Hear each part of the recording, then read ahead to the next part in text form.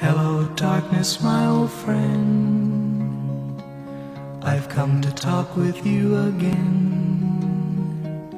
because a vision softly creeping left its seeds while I was sleeping, and the vision that was planted in my brain still remains within the sound of silence.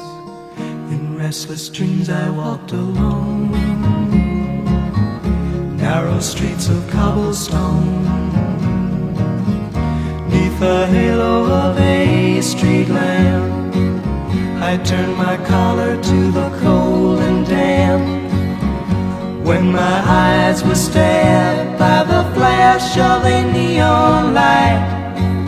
It split the night and touched the sound of silence.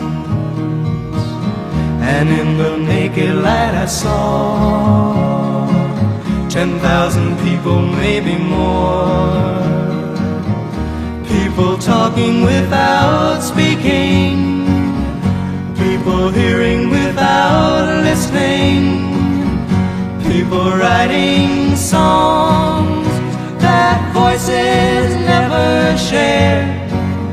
No one dared disturb the sound of silence. Fool, said I, you do not know, silence like a cancer grows. Hear my words that I might teach you, take my arms that I might reach you. But my words, like silent raindrops, fell and echoed in the wells of silence. And the people bowed and prayed to the neon god they made, and the sign flashed out its warning in the words that it was forming. And the sign said the words of the prophets are